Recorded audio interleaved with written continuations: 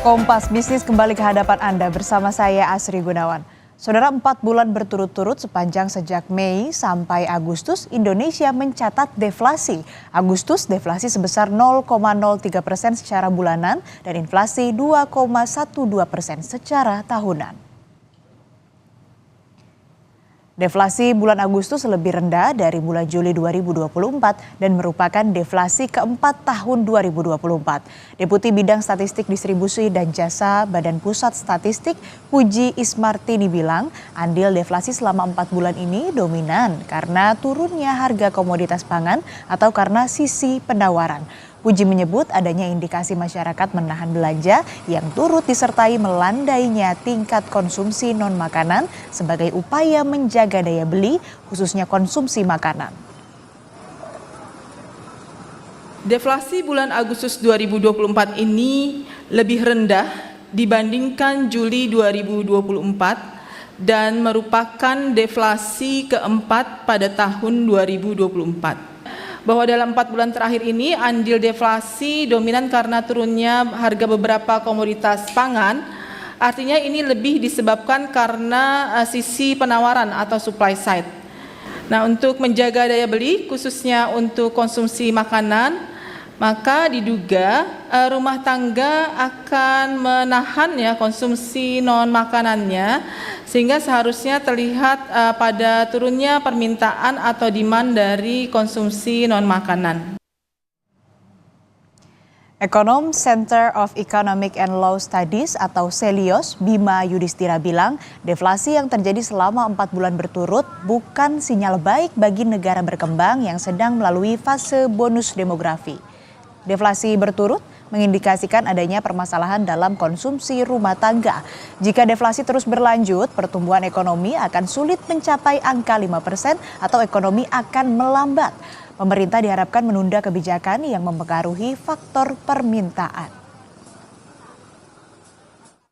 Jadi deflasi tidak selalu diartikan bahwa harga terkendali, kemudian tidak ada tekanan pada daya beli, justru sebaliknya.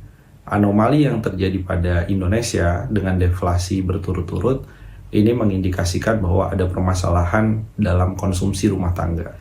Nah, pemerintah ini harus melihat bahwa kondisi deflasi harus segera ditangani dengan cara menunda berbagai kebijakan yang bisa melemahkan sisi permintaan, termasuk tarif PPN 12%. Kemudian harus punya insentif kebijakan untuk mendorong sektor yang padat karya sehingga ada kenaikan pendapatan masyarakat, ada kesempatan kerja yang lebih besar, dan itu akan menggerakkan mereka untuk berbelanja lebih banyak. Lalu apa saja komoditas yang dominan memberikan andil deflasi pada komponen harga bergejolak? Sudah bergabung jurnalis Kompas TV Masni Rahmawati di Pasar Palmerah, Jakarta Barat. Masni, 4 bulan beruntun di bulan Agustus ini, apa saja komoditas yang paling memberikan andil dalam deflasi dan bagaimana tren harganya di pasar selama pantauan Anda 4 bulan ini? Iya, kalau kita melihat dan juga memantau bagaimana tren dari harga komoditas yang ada di pasaran, tentunya ada beberapa komoditas yang ini menjadi andil terbesar terjadinya inflasi yang terjadi selama 4 bulan belakangan. Kalau kita melihat dari volatile food ini deflasi terjadi ini sebesar 1,24%. Komoditas yang menyumbang terbesar yaitu dari bawang merah, daging ayam ras, tomat, dan juga dari telur ayam. Kalau untuk bawang merah ini menyumbang sebesar 0,08%. Dan kalau kami tadi sempat memantau juga di Pasar Palmerah ini dan juga bertanya-tanya kepada pedagang, tentunya memang mereka ini menyebutkan bahwa untuk dari penurunan harga ini sudah terjadi usai dari Hari Raya Idul Fitri. Maksud kami usai dari bulan Lebaran Idul Fitri seperti itu, dan harga komoditas ini terus turun, baik itu dari bawang merah, tomat, cabai. Walaupun cabai ini sempat naik seperti itu, tapi ini juga terus mengalami penurunan hingga hari ini. Tapi kalau kita melihat dari bulan April, bulan Mei itu cenderung turun harganya dari harga-harga komoditas yang ada di pasaran. Kalau kita merinci untuk harga bawang merah aja untuk hari ini itu berada di harga Rp30.000. Kalau dari beberapa hari yang lalu atau seminggu yang lalu ini sempat naik Rp60.000, namun tetap mengalami penurunan. Kalau untuk telur ayam ini berada di harga Rp30.000 untuk 1 kilogramnya ayam ini stabil di harga Rp48.000. Memang sempat kemarin atau beberapa minggu yang lalu ini mengalami kenaikan, namun terus cenderung turun hingga hari ini.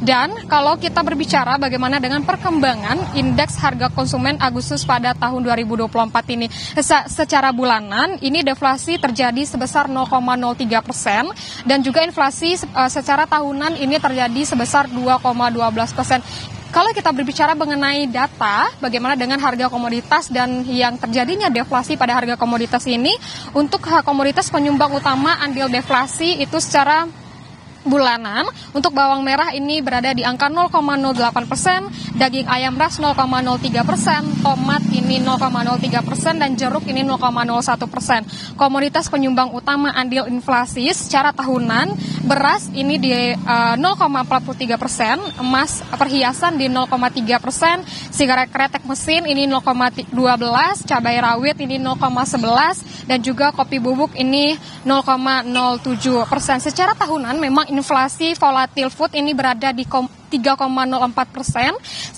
dan di mana kedepannya inflasi volatil food ini diperkirakan akan tetap terkendali. Kalau kita melihat kembali bagaimana deflasi yang terjadi, memang kalau trennya untuk dari inflasi yang terjadi ini selalu terjadi di bulan Agustus karena adanya gejolak harga yang terjadi di bulan Agustus. Dan kalau kembali saya jelaskan bahwa kalau untuk deflasi ini sudah terjadi dan penurunan harga komoditas di pasar. Dari Menteri Keuangan Sri Mulyani menyebutkan bahwa inflasi inti ini masih tetap terjaga dan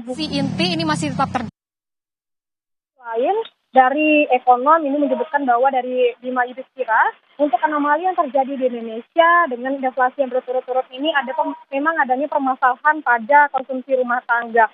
Jika deflasi terus terjadi, ada risiko di mana pertumbuhan ekonomi akan sulit di angka 5%, bahkan ini bisa sulit di bawah angka 5%. Dan juga berpengaruh ke sektor-sektor industri manufaktur dan sektor-sektor lainnya. Namun memang kalau kita lihat kembali bagaimana komoditas-komoditas yang ada di pasaran tentunya terus mengalami penurunan, dan kita pantau ke depannya apakah akan ada peningkatan dari harga bahan pokok atau komoditas lain, atau memang akan terjadi penurunan untuk pada bulan September ini. Asri.